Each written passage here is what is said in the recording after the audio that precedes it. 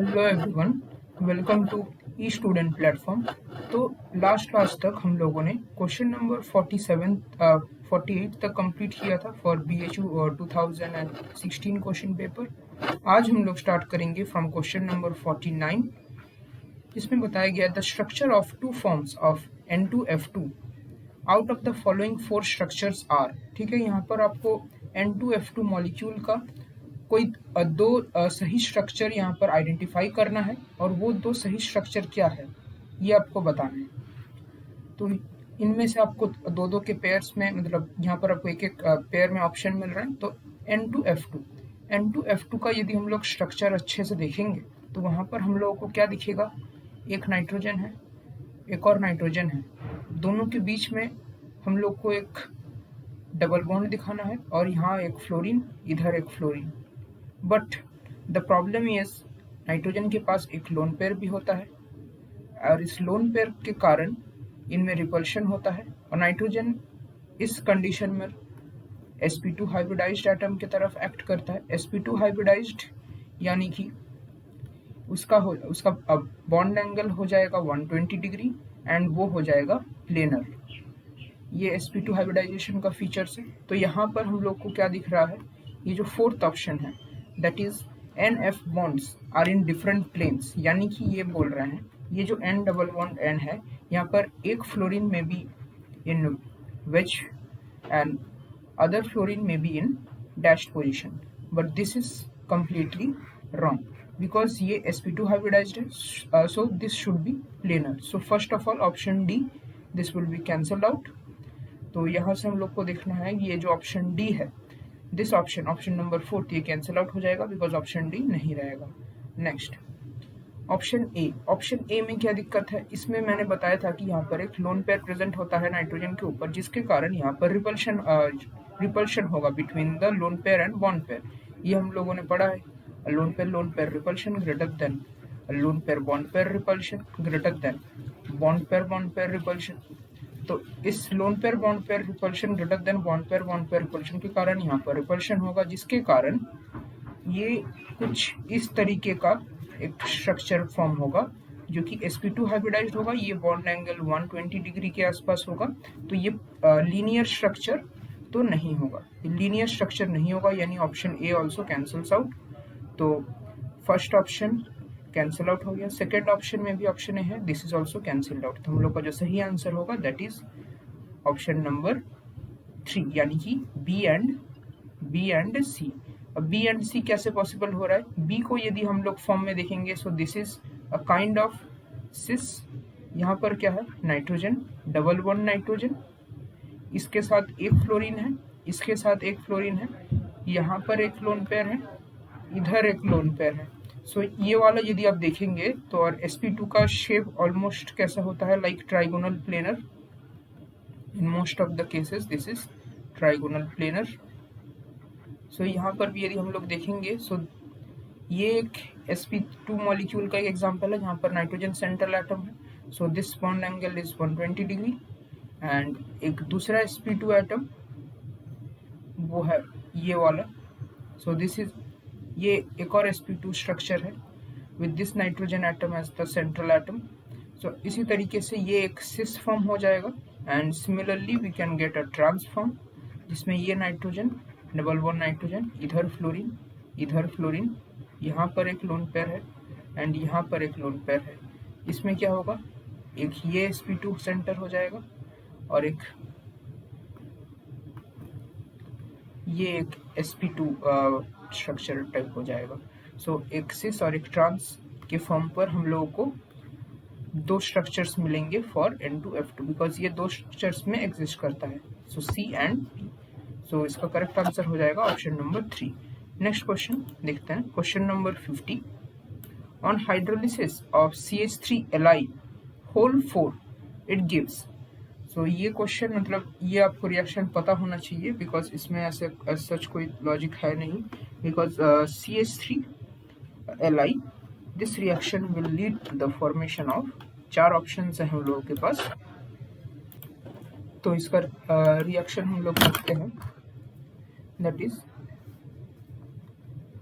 CH3 bond Li plus इसका यदि हम लोग हाइड्रोलिसिस करेंगे तो यहाँ से ये स्प्लिट करेगा, दिस बॉन्ड विल स्प्लिट, ठीक है। अब ये आपको पता हो ये क्या देगा, और इसका रीजन भी आपको बताता हूँ। This will give CH4 plus LiOH। Okay, so ये आपको पता होना चाहिए कि लिथियम क्या है, it is a very highly electropositive metal. So यहाँ पर एक डेल्टा पॉजिटिव क्रिएशन का सोच सकते हैं, यहाँ पर एक डेल्टा नेगेटिव का सोच सकते हैं हम लोग। और वाटर जब स्प्लिट होता है, वाटर किस किस फॉर्म में स्प्लिट होता है, H plus and OH minus. तो ये जो H plus this is positive, so this will be attracted to CH3। तो यहाँ पर हम लोग का H प्लस आ जाएगा, और ये जो OH माइनस है that will be attracted to this positive polarized lithium. So यहाँ पर OH आ जाएगा। So overall this will form CH3 plus H plus, this will form CH4, and Li plus and OH minus, this will form LiOH. So overall ये हम लोग का formation हो जाएगा in case of hydrolysis. Next, so the correct answer would be LiOH plus CH4, option number 1. Next question, question number 51. Uranium, thorium and plutonium dissolve in concentrated HNO3 या concentrated HNO3 plus F minus ions, या फिर concentrated HNO3 plus NaCl, या फिर dilute HNO3। Uranium, thorium and plutonium ये सब F block elements हैं। ये क्या करते हैं, कंसनट्रेटेड HNO3 में डिजॉल्व करते हैं। ये these dissolve in concentrated HNO3 and they form their respective nitrates, ठीक है। ये अपना नाइट्रेट्स बना देते हैं। तो ये कैसे रिएक्शन होता है, जैसे देखिए यूरेनियम, ठीक है, यूरेनियम क्या बनाता है, दिस फॉर्म्स यूरेनियम नाइट्रेट, और उसका स्ट्रक्चर सॉरी यूरेनाइल नाइट्रेट, उसका स्ट्रक्चर कैसा होता है, this is UO2 NO3 nitrate है होल 2। सिमिलरली जो थोरियम होता है, थोरियम ये क्या फॉर्म करता है, TH NO3 का होल 4, एंड जो ये हम लोग का प्लूटोनियम होता है यानी कि Pu, ये क्या फॉर्म करता है, Pu NO3 का whole 4। Okay, so similarly we can know that this forms nitrate. तो ये डिजॉल्व कहाँ पर होता है, कंसंट्रेटेड HNO3 पर, ठीक है, नाइट्रिक एसिड पर, कंसंट्रेटेड नाइट्रिक एसिड पर। Next, transition metal ions form complexes with N2 molecules in 2 modes of linkages। एक क्या है, एक है एंडॉन लिंकेज, एक है साइडॉन लिंकेज, ठीक है। एंडॉन लिंकेज का ये स्ट्रक्चर आप देख रहे हैं, मतलब ये एक नाइट्रोजन एटम के साथ एक मेटल का बॉन्ड फॉर्मेशन होगा, और मतलब ये नाइट्रोजन एटम से ये डायरेक्ट अटैच होगा, ठीक है, एंड टू एंड अटैचमेंट। और इसमें क्या है, ये जो ये पाई बॉन्ड है उससे मेटल के ऊपर एक इलेक्ट्रॉन डेंसिटी डोनेट किया जा रहा है, दिस इज साइडॉन डोनेशन, ठीक है, यानी साइडॉन लिंकेज। तो इसमें क्या होता है, the strength of these MN2 bonds, ठीक है, इन दोनों बॉन्ड्स का जो स्ट्रेंथ होता है उसमें से कौन ज्यादा है कौन कम है, ठीक है, ये हम लोग को देखना है। फिर दोनों सेम है, दोनों स्ट्रॉन्ग है, दोनों वीक है, वो हम लोग को बताना है। तो देखिए ये आपको मतलब कि ऐसे एज सच पता होना चाहिए कि मतलब कौन सा ज्यादा है कौन सा कम है, ठीक है। तो इसमें मतलब इसके पीछे रीजन भी है, but it will take some time. So इसका जो करेक्ट आंसर है that is the side on ligation of N2 to metal center is more stronger than the end-on ligation, ठीक है। और इसमें बता दूं कि ये जो end-on ligation है दिस इज रेयर, ठीक है, ये रेयर है क्योंकि ये वीक है, ठीक है, ये वीक है, ठीक है। So this is weak and this side on this is strong, ठीक है। तभी हम लोग अपना ऑप्शन में देख लेते हैं कौन सा है, and-on is stronger than side on, ये है नहीं, side on is stronger than and on, हाँ ये है। So correct option would be option number D, ठीक है। आई वुड सजेस्ट कि आप इसके बारे में थोड़ा सा और डिटेल्स में कवर कीजिए, ताकि मे बी आपको इससे यदि कोई ट्विस्टेड क्वेश्चन आए तो आप उसे भी अटेम्प्ट कर सकते हैं, ठीक है। This is simple organometallic chemistry. Okay, next question number 53। Ln2+ ions are largely colored while Ln3+ ions are not। तो this colour it is due to what, ठीक है, ये कलर किस कारण से हो रहा है ये हम लोग को बताना है। क्या ये FF ट्रांजिशन के कारण हो रहा है, DD ट्रांजिशन के कारण हो रहा है, FD ट्रांजिशन के कारण, या चार्ज ट्रांसफर फ्रॉम एनाइंस और सॉल्वेंट टू लैंथेनाइड 2+। ठीक है, तो ये आप देख रहे हैं कि ये Ln2+ यानी कि लैंथेनियम, ये लैंथेनाइड सीरीज है। ठीक है, तो एक हम लोग देख रहे हैं लैंथेनाइड का 2+, एक हम लोग देख रहे हैं लैंथेनाइड का 3+। ठीक है, तो ये जो इसका जो 2+ और 3+, ठीक है, तो ये वाला है coloured, this is coloured but this is not coloured. ठीक है, दिस इज नॉट कलर्ड। इसका रीजन हम लोग को मिलेगा कहाँ से, FF ट्रांजिशन से। जैसे हम लोग DD ट्रांजिशन पढ़ते हैं, समझते हैं, उसी तरीके से कुछ सिमिलरिटी के साथ FF ट्रांजिशन भी होता है। ठीक है, तो FF ट्रांजिशन के कारण क्या होता है कि ये Ln2+ कलर्ड होता है, जबकि Ln3+ कलर्ड नहीं होता है, कलरलेस होता है। ठीक, नेक्स्ट क्वेश्चन देखते हैं, क्वेश्चन नंबर 54। इसमें क्या बताया गया है, the reason for A P2 which is similar to N2 molecule is not stable। ठीक है, बिकॉज, ठीक, यहाँ पर क्या बोल रहे हैं कि ये जो P2 मॉलिक्यूल है ये स्टेबल नहीं है, जबकि ये जो N2 मॉलिक्यूल है ये स्टेबल है। इसका क्या रीजन है? ठीक है, ये मैं आपको अभी बताता हूँ। देखिए सर, और बहुत अच्छे से इसको देखिएगा, this is very important for your concept building. ठीक है, तो सबसे पहले मैं आपको कुछ डेटा पॉइंट्स लिख कर बताना चाहूँगा। ठीक है, तो यहाँ पर देखिए, यहाँ पर मैं क्या लिख रहा हूँ, these are bonds, okay, these are bond energy, okay, bond है, बॉन्ड एनर्जी है। So here we can write P triple bond P, here N triple bond N, here P bond P, here 6 PP in P4। ठीक है, P4 molecule का structure आपको पता होगा, this is like this is PP, there are 6 bonds. ठीक है, तो उनका energy, these are the bond energy, यहाँ पर हम लोग बॉन्ड एनर्जी का वैल्यू लिखेंगे, एंड यहाँ पर N सिंगल बॉन्ड N, तो इसका वैल्यू आ जाएगा, the bond energy will be in kilojoule per मोल। यहाँ पर आ जाएगा 481, this will B 945, this will B 200, this will B 1200, and this will B 163। Okay, तो यहाँ पर हम लोग पहला ऑप्शन देख लेते हैं। The first option, the bond energy of 3 PP bonds is more then PP triple bond.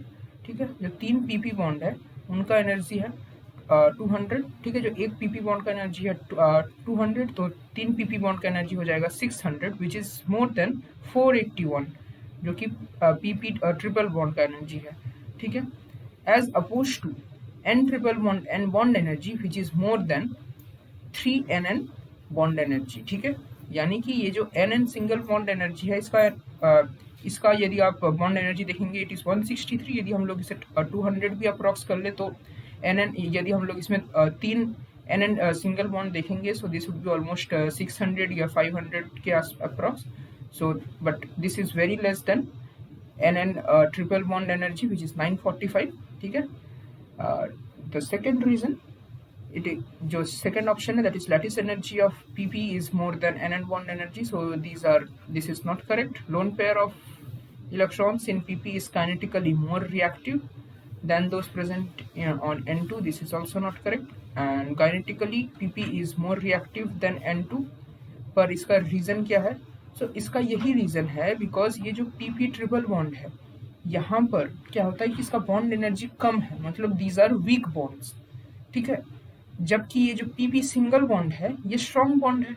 ठीक है, ये P2 मॉलिक्यूल फॉर्म करने के बजाय, ठीक है, ये जो फॉस्फोरस है P2 मॉलिक्यूल फॉर्म करने के बजाय ये क्या फॉर्म कर देगा, P4। क्यों? क्योंकि P4 में उसका जो बॉन्ड एनर्जी होगा वो बहुत ज़्यादा होगा, मतलब ओवरऑल मॉलिक्यूल ज़्यादा स्टेबल होगा। ठीक है, उसको तोड़ने के लिए ज़्यादा एनर्जी चाहिए होगा, दैट्स वाई ये P2 मॉलिक्यूल फॉर्म करने के जगह P4 मॉलिक्यूल फॉर्म कर देता। वहीं पर ये जो नाइट्रोजन है ये N2 मॉलिक्यूल फॉर्म करता है, बिकॉज इसका जो बॉन्ड एनर्जी है दैट इज़ वेरी हाई। इसके कारण ये इनर्ट होते हैं, ये ज़्यादा रिएक्ट नहीं करते, इसलिए ये ज़्यादा स्टेबल होते हैं। सो जो करेक्ट आंसर होगा that would be option number 1। Okay, so 54th का करेक्ट ऑप्शन होगा option number 1। Okay, next, which of the following 3 reactions, ठीक है, the following 3 reaction give one common molecule, what is a, ठीक है, इन सारे reactions में हम लोग को कोई एक कॉमन चीज मिलेगा, तो वो क्या है। सो सबसे पहले इसका हम लोग को रिएक्शन देखते हैं, इस रिएक्शन में हो क्या रहा है, ठीक है। NH4 होल टू Cr2O7 यानी कि अमोनियम क्रोमेट, ठीक है। अमोनियम क्रोमेट जब ये थर्मल डिकम्पोजिशन जब हम लोग इसका करते हैं, ठीक है, ये यदि हम लोग सॉलिड स्टेट में लेते हैं, इसको हम लोग थर्मल डिकम्पोजिशन कर रहे हैं, तो यहाँ पर क्या होगा, Cr2O3 ये एक फॉर्म होगा, मतलब क्रोमियम 3 ऑक्साइड सॉलिड स्टेट में प्लस N2 इन गैस प्लस H2O गैस, ठीक है, ये 4H2O होगा। सिमिलरली यदि हम लोग NH3 और Br2 का रिएक्ट करवाएं, ठीक है, तो इसमें क्या होगा, देखिए इसमें ये होगा कि इसको हम लोग को बैलेंस करना है। सबसे पहले 8NH3 plus 3Br2, this will give 6NH4Br plus N2। Next NH3 plus CuO, ठीक है, इसको भी हम लोग को बैलेंस कर लेते हैं पहले। 2NH3, ठीक है, 2NH3 ये होगा गैसियस में प्लस CuO, 3CuO ये होगा सॉलिड में, ठीक है, this will give N2 in gas plus 3Cu in solid plus 3H2O in gas, ठीक है। तब इन तीनों रिएक्शन से आपको एक चीज तो कॉमन दिख रहा होगा, वो क्या है, देखिए N2 और N2, तो इन तीनों से ही हम लोग जो कॉमन मिल रहा है दैट इज N2 यानी कि नाइट्रोजन, वही नाइट्रोजन जो कि इनर्ट है अभी जो हम लोगों ने देखा। So this the correct answer is option number 3। Okay, so next question देखते हैं। The magnetic moment of Mn2 plus D5 case complexes of weak field ligands octahedral and tetrahedral is, ठीक है, very close to spin only value plus a large orbital contribution या variable orbital contribution या फिर spin only value of 1 electron.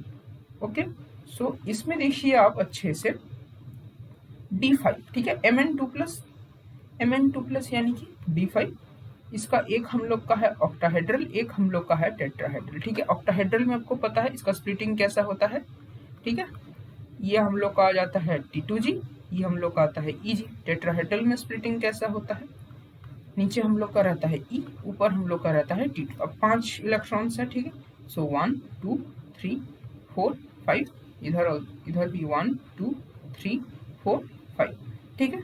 अब ये D5 case है तो ये आ गया, और ये लो स्पिन क्यों ये हाई स्पिन क्यों, हाई स्पिन क्योंकि यहाँ पर वीक फील्ड लिगेंड्स बोल दिया गया है। टेट्राहेड्रल में तो हाई स्पिन ही जनरली होता है, ऑक्टाहेड्रल में भी ये हाई स्पिन है क्योंकि यहाँ पर वीक फील्ड लिगेंड बोल दिया गया है। अब इसमें आपको ये देखना है कि इसमें ऑर्बिटल कंट्रीब्यूशन होगा या नहीं, ठीक है।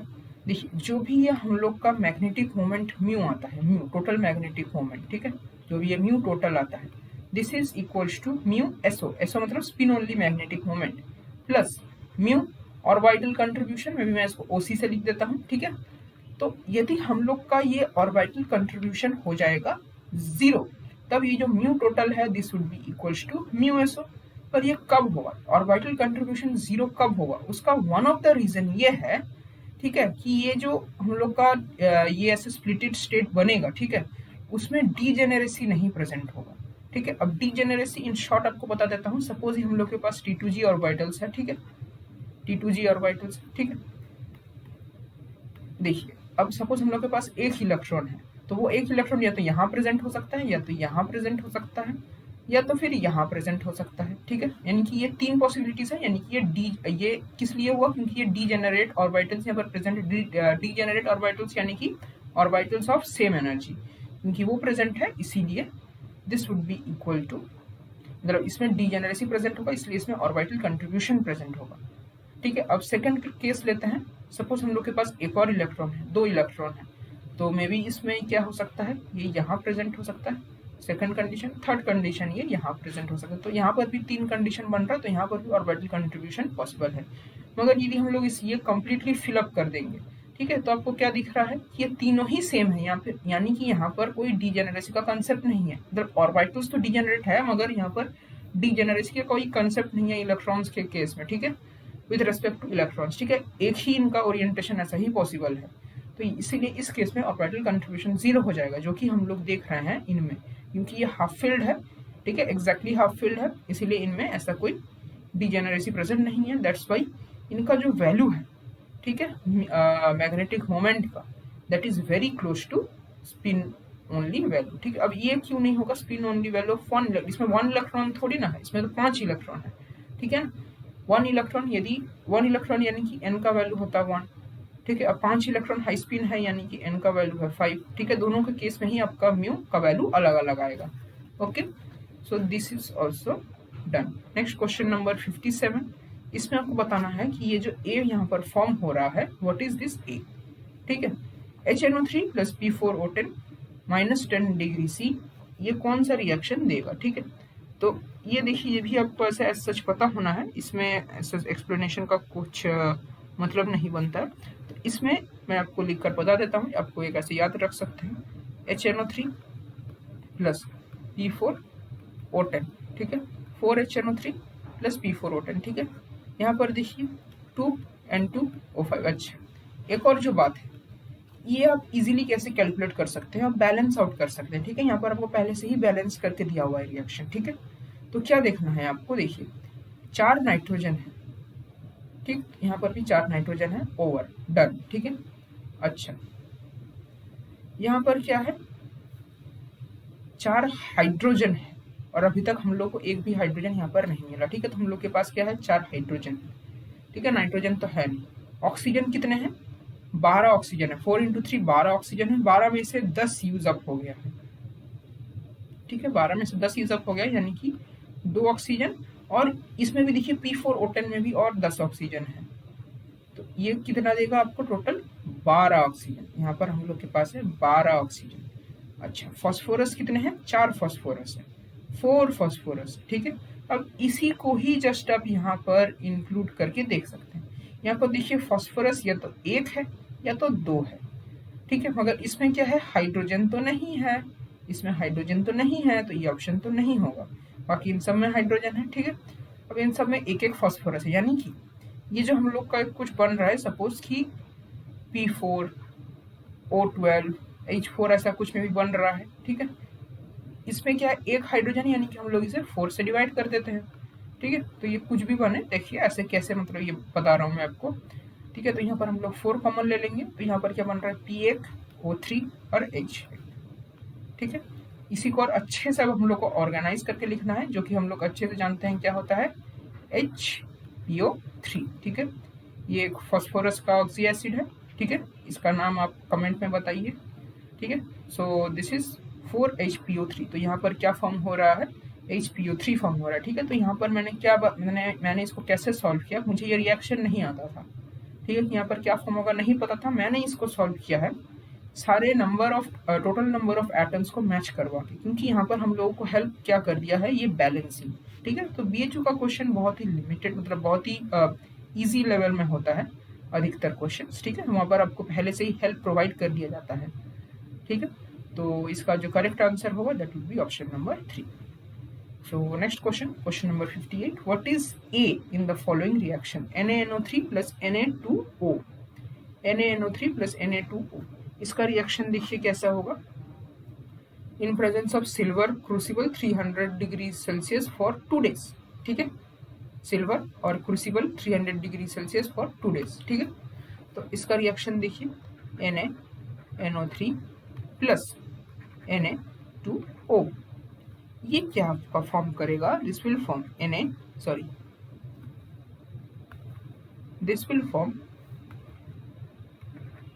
Na3NO4, बस वेरी सिंपल, बस आपको इनको एड अप करके लिख देना है, ठीक है, Na3NO4 which is also known as ortho nitrate, ठीक है। यदि आपका पॉसिबल हो तो इसका स्ट्रक्चर देख लीजिए, Na3NO4, ठीक है। Okay, so this is ortho nitrate, ये इसका सही आंसर हो गया। ओके, नेक्स्ट क्वेश्चन हम लोग देखते हैं, N5 plus cationic species exist in compound as N5 plus and Sb2F11 minus or N5 plus AsF6 minus. The structure of N5 in these compound is, मतलब ये जो पूरा आपको दिया था, these are just for confusion. आपको बस focus इसमें करना है. The structure of N5 plus in this compound is, ठीक है, N5 प्लस का आपको स्ट्रक्चर बताना है. ओके, सो इसका आप स्ट्रक्चर कैसे ड्रॉ कर सकते हैं? देखिए, इसको हम लोग इसको लुईस डायग्राम के मदद से देखेंगे. ठीक है, तो इसका स्ट्रक्चर देखिए कैसे होगा. आपको 5 नाइट्रोजन लाना है. ठीक है, 1 nitrogen, 2 nitrogen, 3 nitrogen, 4 nitrogen, 5 nitrogen. ठीक है, अब यहाँ पर हम लोग क्या करते हैं, पहला नाइट्रोजन का वैलेंसी को फुलफिल करेंगे, यानी कि 3 वैलेंसी. और इस नाइट्रोजन का वैलेंसी तो फुल हो गया, मगर इसको दूसरे के साथ भी बॉन्ड बनाना है. ठीक है, अच्छा, ओवरऑल हम लोग को एक पॉजिटिव चार्ज बनाना है, क्योंकि हम लोग को बनाना क्या है, N5 प्लस. ठीक, ओके, सो यहाँ पर इसने एक बना दिया, तो ये एक पॉजिटिव चार्ज आ गया. अब फिर ये नाइट्रोजन है, ये क्या कर रहा है, ये एक सिंगल बॉन्ड बनाएगा और ऊपर में एक नेगेटिव चार्ज ले लेगा. ठीक है, फिर ये जो नाइट्रोजन है, ये फिर से एक ट्रिपल बॉन्ड बनाएगा. ठीक है, तो इसका भी वैलेंसी फुलफिल हो जाएगा और इसके ऊपर में एक पॉजिटिव चार्ज आ जाएगा. तो ओवरऑल आप देखेंगे तो ओवरऑल एक ही पॉजिटिव चार्ज है. ठीक है, क्योंकि ये पॉजिटिव नेगेटिव कैंसिल आउट हो जा रहे हैं. ठीक है, तो फिर यदि हम लोग इसका एक्सपेरिमेंटल स्टडीज यानी कि एक्सरे, क्रिस्टलोग्राफी वगैरह ये सब हम लोग देखते हैं, तो क्या देखेंगे कि ये ऑलमोस्ट प्लेनर है, सिमेट्रिकल है और ये ऑलमोस्ट वी शेप का होगा. ठीक है, वी शेप का क्यों होगा वो भी मैं आपको बता देता हूँ. इसको आप ध्यान से देखिए, ये कैसा आ रहा है. इसको आप N2 प्लस के तौर पर ले सकते हैं. ठीक है, इसको आप कैसे ले सकते हैं, N2 प्लस. ओके, ये नाइट्रोजन है, यहाँ पर क्या है, N2 प्लस, यहाँ पर क्या है, N2 प्लस. ठीक है, ये सपोज कीजिए लीनियर है, मगर ये नाइट्रोजन के पास लोन पेयर है. ठीक है, इसने ऑलरेडी बस 2 ही बॉन्ड बनाए हैं. ठीक है, इसके पास 5 इलेक्ट्रॉन थे, 2 बॉन्ड बनाया है और 5 इलेक्ट्रॉन के साथ एक नेगेटिव चार्ज था, तो 6 इलेक्ट्रॉन्स थे. 6 में से 2 बॉन्ड में 2 इलेक्ट्रॉन चले गए, तो 6 में से 2 चले गए तो 4 बचे. 4 इलेक्ट्रॉन्स बचेंगे तो वो एक लोन पेयर के फॉर्म में रहेगा. So 2 lone pair, so this would be almost sp3 hybridized के कंडीशन की तरह होगा. So this would be almost angular या वी शेप. ठीक है, सो ये लीनियर तो कभी नहीं होगा. This would be almost angular या V shape. Okay, so this is the answer. Okay, next हम लोग देखते हैं question number 60. HF in liquid state self ionizes as. ठीक है, ये आपका क्वेश्चन है कहाँ से, from solvent theory. Okay, this question is from solvent theory. इसमें क्या है, देखिए, HF जो हम लोग का सॉल्वेंट होता है, सॉल्वेंट थ्योरी क्या बोलता है कि सेल्फ आयोनाइजेशन ऑफ सॉल्वेंट. ठीक है, तो HF किस किस में सॉल्वेंट, मतलब ये किस किस में फॉर्म कर सकता है. ठीक है, तो सॉल्वेंट थ्योरी के हिसाब से जो सॉल्वेंट है वो क्या जनरेट करता है, एक वो जनरेट करता है सॉल्वेंट, मतलब ये एक रिवर्सिबल रिएक्शन होता है. तो एक जनरेट करता है सॉल्वेंट कैटायन और एक जनरेट करता है सॉल्वेंट एनायन. ठीक है, एक सॉल्वेंट कैटायन, एक सॉल्वेंट एनायन. ओके, सो इसमें देखेंगे हम लोग अच्छे से तो क्या होगा. देखिए, एक आपको क्लू यहीं से मिल गया, यहाँ पर सॉल्वेटेड लिखा हुआ. ठीक है, एक आपको यहीं से क्लू मिल जाता है कि मे बी ये कुछ अलग सा दिख रहा है, तो मे बी हो सकता है.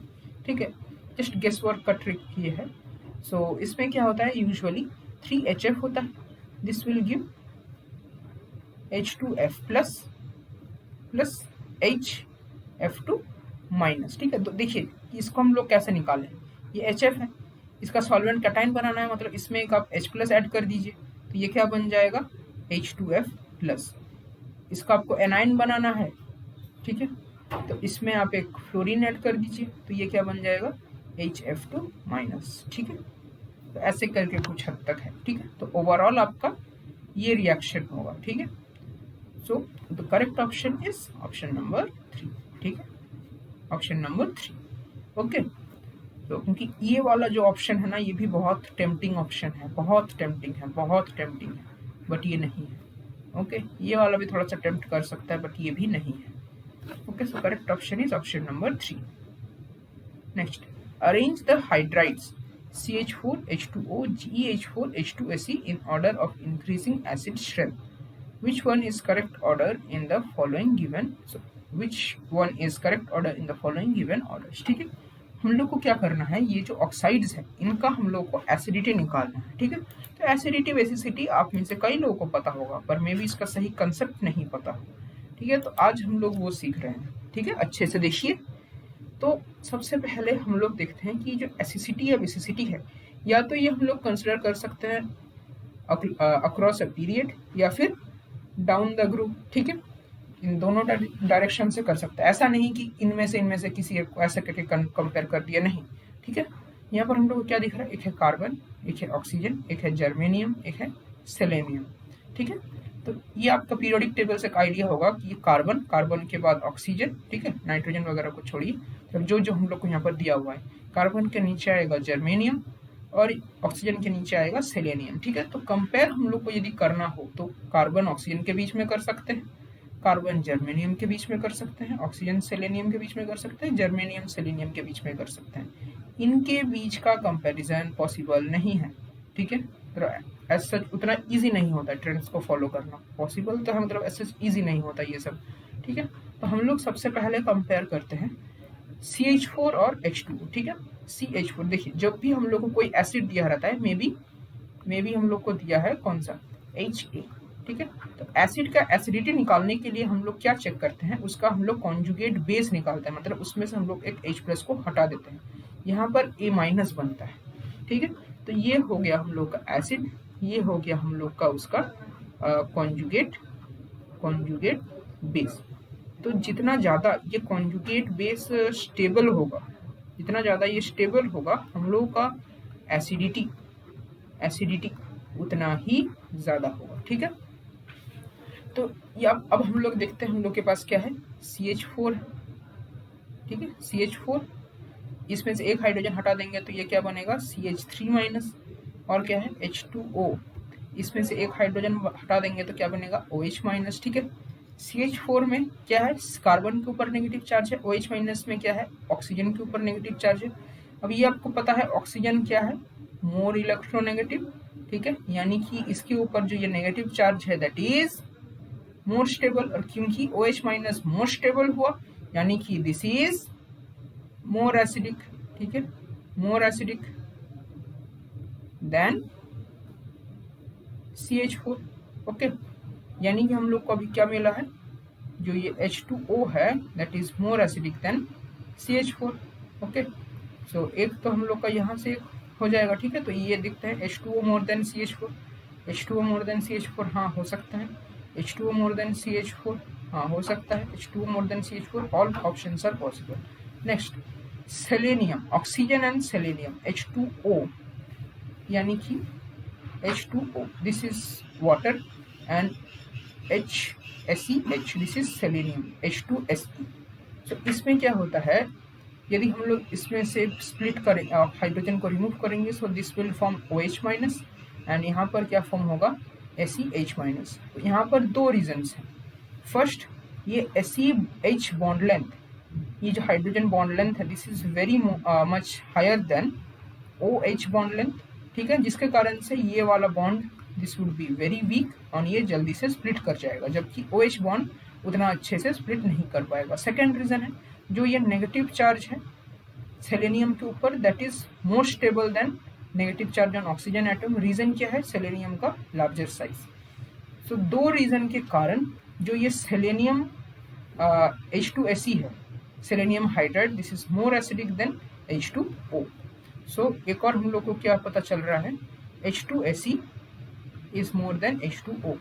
सो ये भी हम लोग यहाँ से चेक कर सकते हैं, H2O more acidic then H2Se, this is also wrong, H2O more then H2Se, this is also wrong. So option and this H2O more than H2Se, this is also incorrect. So correct option 2 हो जाएगा। और similar reason के कारण H2Se और जैसे selenium और oxygen के C जो सिमिलर, ये दो रीजन के कारण GeH4 is more acidic than CH4, क्योंकि Ge हाइड्रोजन बॉन्ड लॉन्गर है और G के ऊपर नेगेटिव चार्ज ज़्यादा स्टेबल है। So because of all these reasons जो ये हम लोग का करेक्ट ऑर्डर आएगा that is this one, CH4 least acidity, then GeH4, then H2O, then H2Se. Next, in octahedral complexes, of d1 metal ions, the net total energy of the d electrons in the complex as compared to that in free ions. ठीक है, तो d1 metal ion, d1 metal ion, the net total energy of d electrons, यानी कि ये हम लोग के पास में भी सपोज d ऑर्बिटल्स हैं 1 2 3 4 5, यहाँ पर एक इलेक्ट्रॉन, ये है उसका फ्री आयन स्टेट। अच्छा, अब आप लोग को पता है जब ये कॉम्प्लेक्स करने जाता है तो सबसे पहले क्या होता है, इसका एनर्जी हो जाता है रेज्ड, इसका एनर्जी रेज्ड हो जाता है। क्यों? क्योंकि इसको रिपल्शन फेस करना पड़ता है लिगेंड से। फिर इसमें क्या होता है, ये फर्दर स्प्लिट कर जाता है Eg एंड T2G में, मगर इसका ओवरऑल एनर्जी इसी लेवल पर रहता है।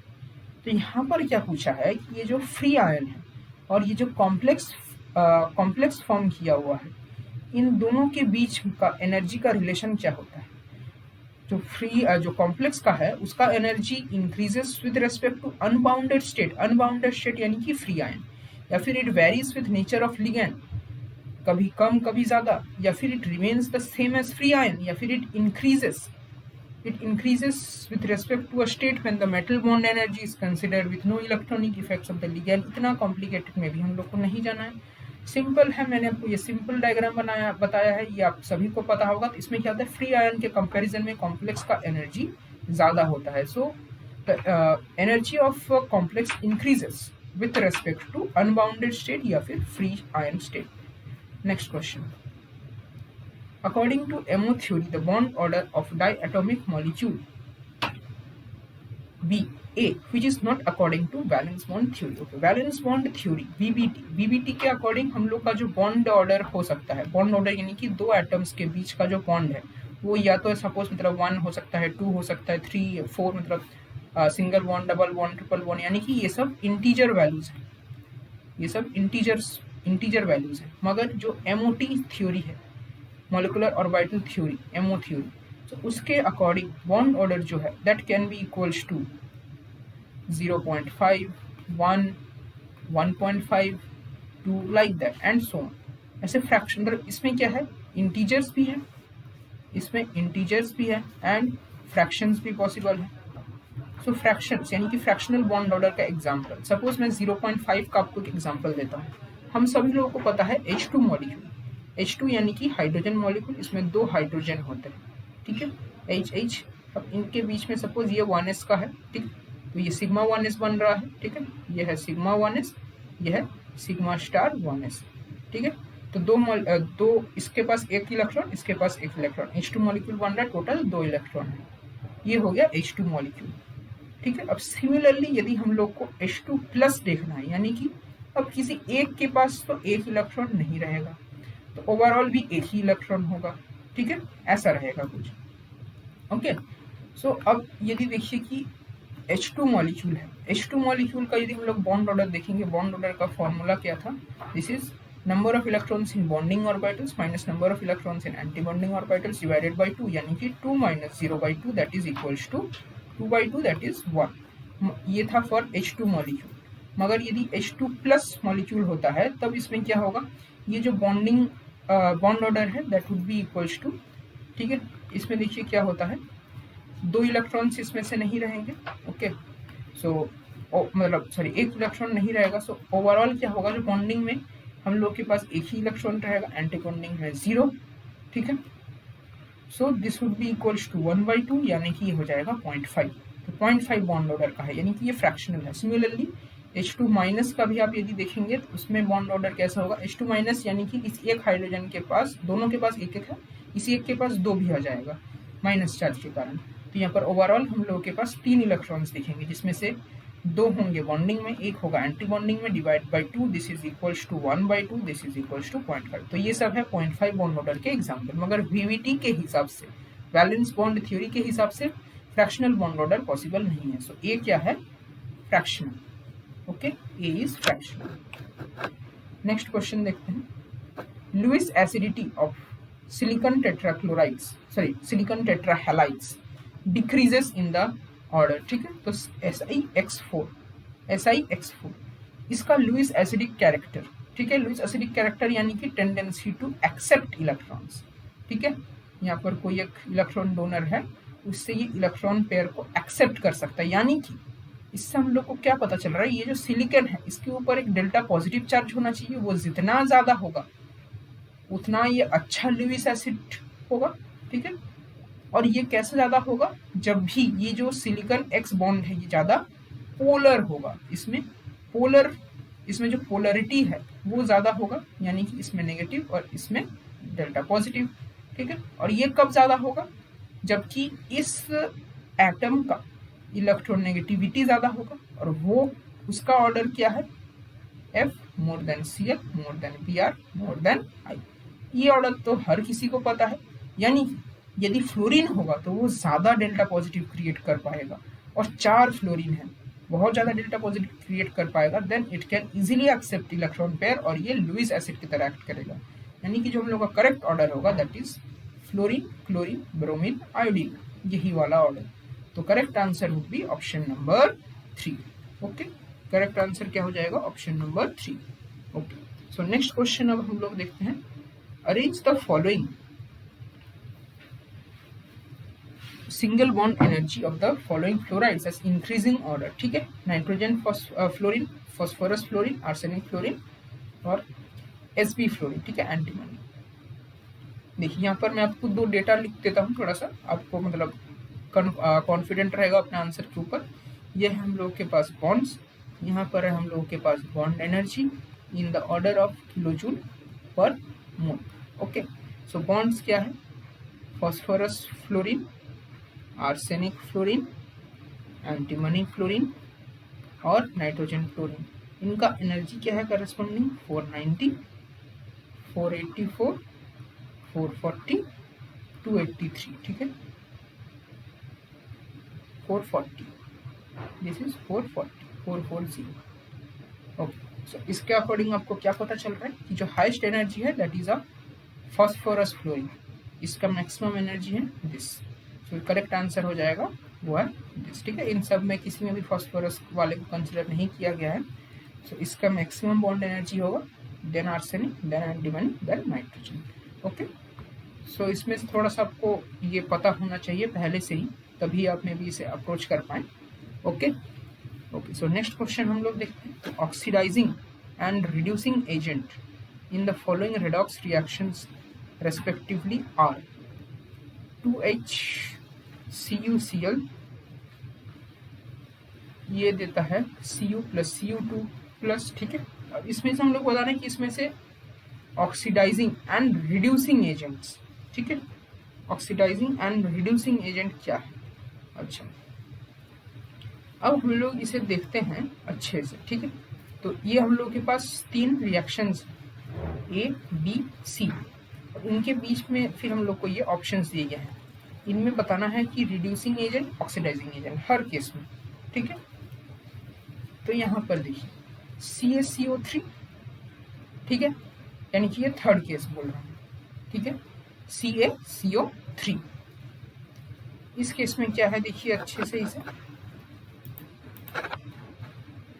सो ये क्या है, ये एक डीकम्पोजिशन रिएक्शन है, ठीक है। ये क्या है, एक डीकम्पोजिशन रिएक्शन है, जिसके कारण इसमें हम लोग ऐसे ऑक्सीडाइजिंग और रिड्यूसिंग एजेंट का कंसेप्ट नहीं लगा पाएंगे, ठीक है। तो ये वाला ये नन होगा, ठीक है। तो ऐसे ही हम लोग को लग रहा है कि ये वाला में भी एक हो सकता है, ठीक है। तब भी हम लोग बाकी तब भी देख लेते हैं। नेक्स्ट रिएक्शन देखिए हम लोग के पास क्या है, Cl2 plus 2OH minus gives ClO minus plus Cl minus plus H2O, ठीक है।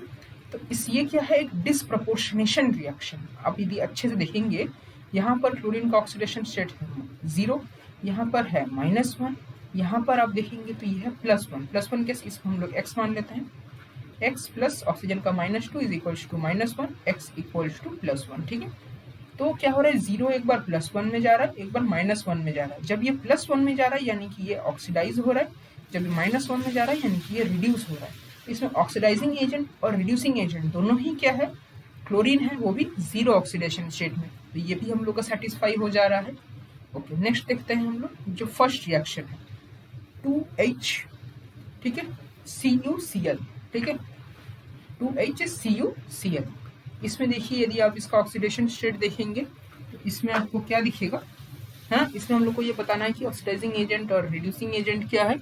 ओके, सो इसका जो ये करेक्ट आंसर हो जाएगा वो भी ये हो जाएगा, ठीक है, Cu0 Cu+1, ठीक है। तो ऐसे करके हम लोग को जो करेक्ट आंसर आएगा that would be option number 1। Okay, तो ये बस यदि आप यही देख लेते कि ये डिकम्पोजिशन रिएक्शन है और इसमें कुछ भी मतलब ऐसा पॉसिबल नहीं है तो भी आप कर लेते, या फिर आप यदि ये डिस्प्रपोर्शनेशन रिएक्शन देख लेते then also it was very easy and possible. Next, in compounds containing XH and XD bond where which one XD या XH will be stronger and why, ठीक है, XH या XD में से दोनों में से स्ट्रॉन्गर कौन होगा। ये हम लोग सभी को पता है कि XD is stronger than XH, मगर इसका रीजन क्या है, ठीक है। अब देखिए इसको अच्छे से, इसमें क्या रीजन है, XD is stronger because of its lower 0 point energy compared to that of XH, ठीक है। देखिए ये ग्रेटर मोबिलिटी ऑफ हाइड्रोजन, ये सब तो क्या ही सब लिखा हुआ है, हायर कंट्रीब्यूशन ऑफ कोवैलेंसी, ये भी क्या क्या सब है, ठीक है। XH का लोअर 0 पॉइंट एनर्जी है या XD का लोअर 0 पॉइंट एनर्जी है, यह XD का लोअर 0 पॉइंट एनर्जी है जिसके कारण ये स्ट्रॉन्गर बॉन्ड है, ठीक है। So correct answer would be option number 4। तो ये आपका फिजिकल स्पेक्ट्रा से भी ये आपका टच किया हुआ जा रहा है, ठीक है। लोअर 0 पॉइंट एनर्जी हम लोग IR स्पेक्ट्रोस्कोपी वगैरह में पढ़ते हैं, ठीक है, और भी ऐसे फिजिकल स्पेक्ट्रा में हम लोग देखते हैं। Which of the following molecule will show optical isomerism. Optical isomerism वो मॉलिक्यूल शो करेगा जो कि ऑप्टिकली एक्टिव होगा। यदि वो ऑप्टिकली इनएक्टिव है then it can not show optical isomerism, so it has to be optically active to show optical isomerism.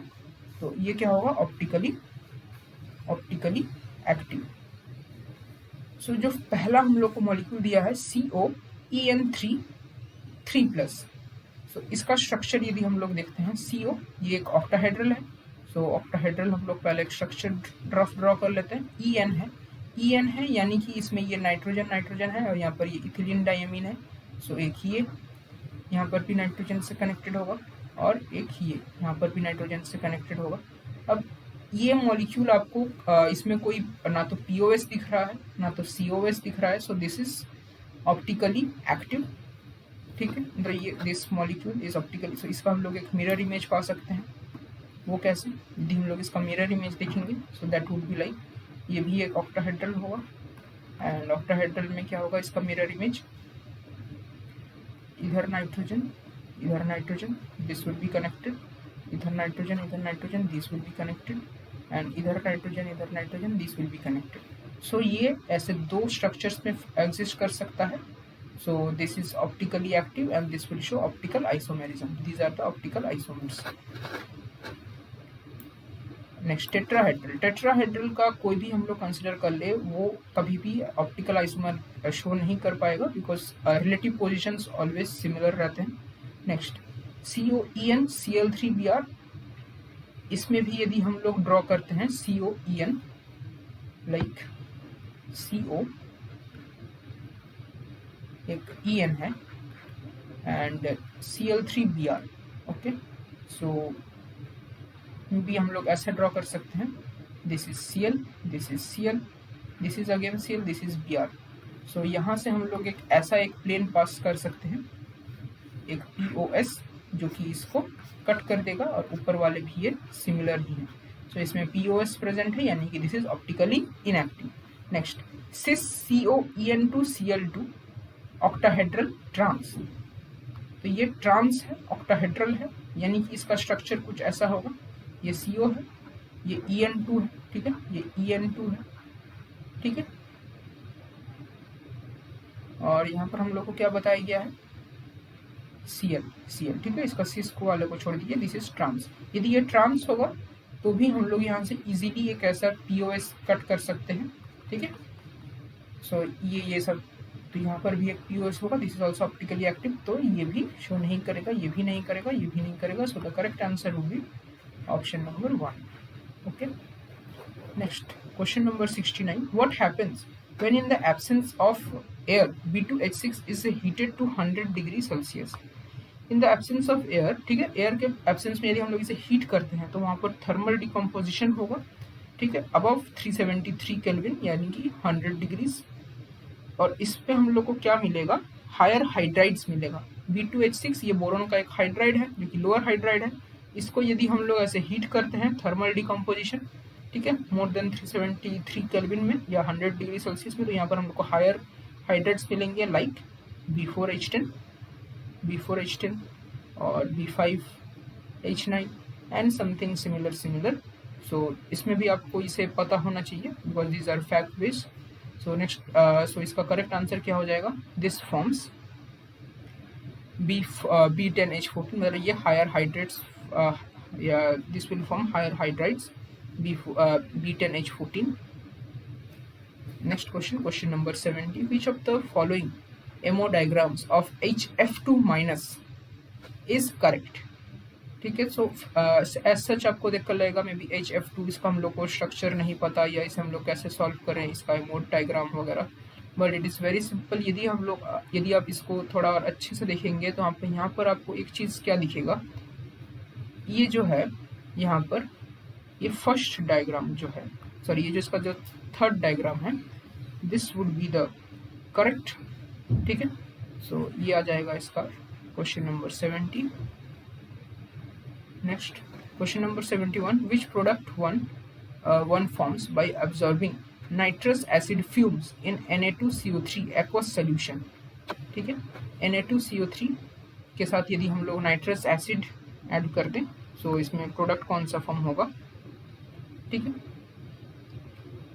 इसका reaction क्या है, Na2CO3 plus HNO3, this gives H2O plus CO2 plus NaNO2, ठीक है। तो इसमें हम लोग को क्या दिख रहा है, ऑप्शन के साथ क्या मैच कर रहा है, NaNO2, तो the correct answer would B NaNO2, okay. And this is HNO2 nitrous acid. Next question number 72, इसमें क्या बोल रहे हैं, SO3 exist in 3 forms। SO3 exist in 3 forms, जिसमें है एक है which of the molecular formula SO3, next है S3O9 and SO3 whole N। The structures belong to 3 of the following ones, ठीक है। तो इनका स्ट्रक्चर हम लोग कैसा बोल सकते हैं, ठीक है। सो एटॉमिक नहीं होगा, एटॉमिक यानी कि ओनली एक एटम रहेगा, so that would B only sulphur रहता तो एटॉमिक बोल सकते थे, बट SO3 है यानी कि जो पहला वाला है दैट इज मॉलिक्यूलर, क्योंकि ये इसका सिंपलेस्ट फॉर्म है, दैट इज मॉलिक्यूलर, ठीक है। तो यहाँ पर हम लोग के पास SO3, S3O9 and SO3 whole N, तो ये हम लोग का पहला वाला है मॉलिक्यूलर। नेक्स्ट S3O9 क्या होगा, दिस इज साइक्लिक पॉलीमेरिक, ये एक साइक्लिक स्ट्रक्चर बनाएगा, this is cyclic polymeric. And जो SO3 होल N है ये एक 3 डायमेंशनल पॉलीमर होगा, 3D पॉलीमर ऑफ S3O9, ठीक है। तो पहला है मॉलिक्यूलर, देन है साइक्लिक पॉलीमेरिक एंड देन है 3D पॉलीमर, ठीक है। So option number 3, this is the correct answer. Next, out of carbon, silicon, tin, lead and boron, the element with highest atomization energy and the element with the lowest atomization energy are, इसका correct answer है option number 3। Next question number 74, arrange the following oxygen molecular ions and the molecule in order of increasing bond energy or decreasing order of oxygen bond length. The molecular ions and the molecule are O2 plus O2 2 plus, O2 plus, O2, O2 minus and O2 2 minus. The possible orders are given below.